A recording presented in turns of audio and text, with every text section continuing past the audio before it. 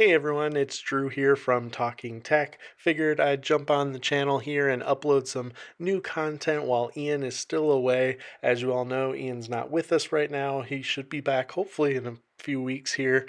But in the meantime, I figured I would upload some content here for you, some fresh new tech. So why not unbox the OnePlus Nord N10 here today with you? So this is the Nord with 5G from OnePlus. Pretty solid, sleek packaging here and some great specs. You're going to get 6 gigabytes of RAM, 128 gigabytes of storage, and you're going to get the Snapdragon 690 processor. So overall, pretty great specs considering this device is $299, which is really not a bad price point. Really curious to see how it holds up though overall at that price point, considering you have, Pixel devices and other devices in that kind of price range that are offering a pretty solid buy as well and overall value. So let's unbox this and see what kind of value does OnePlus pack in these Nord devices that are available here in the US. So unboxing the device right away, you're going to be greeted with some documentation, it looks like. So OnePlus does not include cases anymore here in the US, which is a little frustrating. So in this, you're only going to have your typical documentation. We don't really need that, so we're going to go ahead and just set that aside for now. We will set the device aside for just a second. As much I want to tear that open and check out the device, just wanted to show you it does come with the charger. This is going to be their 30T charging, so you're not going to get the crazy 65 watt charging you do on the new OnePlus 9 Pro, but you still get that awesome red cabling and you still get pretty solid fast charging right out of the box, which is great. A lot of phones don't even come with chargers anymore, so nice to see that OnePlus is still including their fast chargers. We're going to go ahead now and tear off the plastic so we can look at the actual phone itself. Kind of in the hand, already just feeling it in hand, it kind of reminds me of the Galaxy.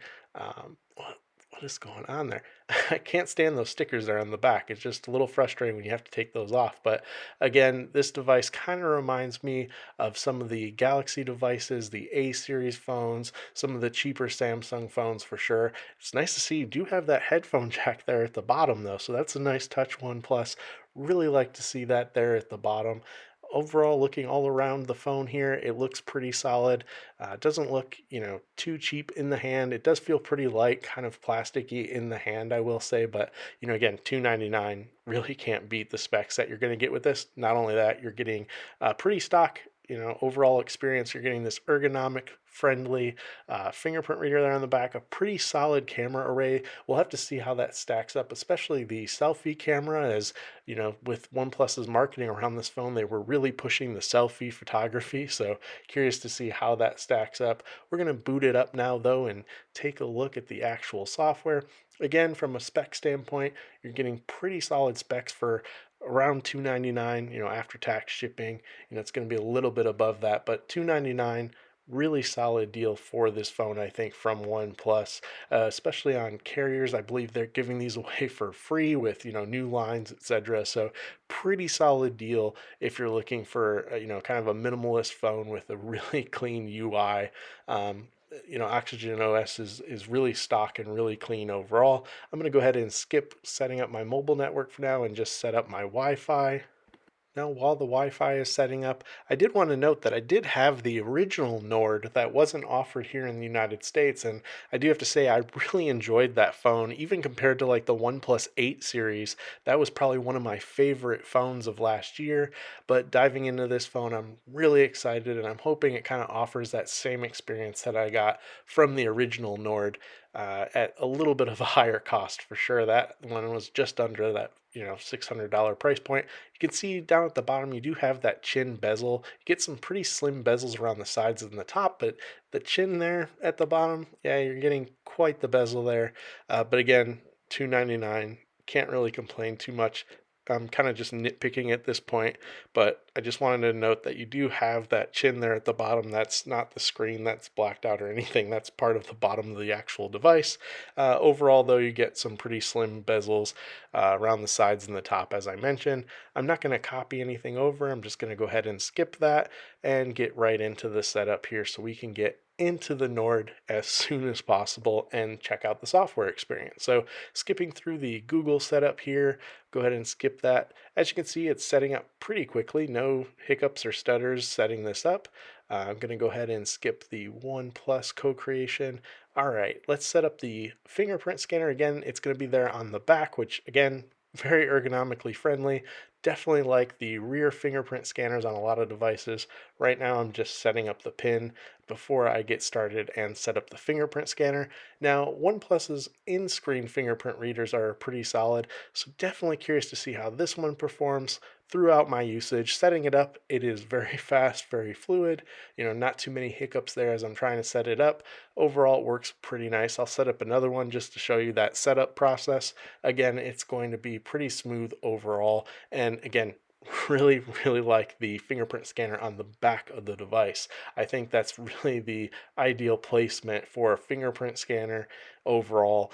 Go ahead and skip through here. There's just some additional apps that it wants to install.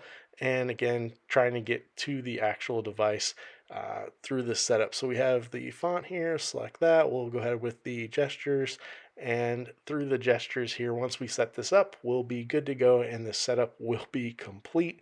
So quickly go through here. Gestures are pretty straightforward, just a quick wizard to get used to it if you haven't used it previously. And again, as I mentioned, once you're done there, the setup is complete. So now we're ready to boot up into the Nord for the first time. I definitely like the wallpaper, the quick transition there. This comes with all the stock Google apps, which is awesome. So you're getting Google Messenger and all those right out of the box. Definitely nice to see the stock experience, no bloat.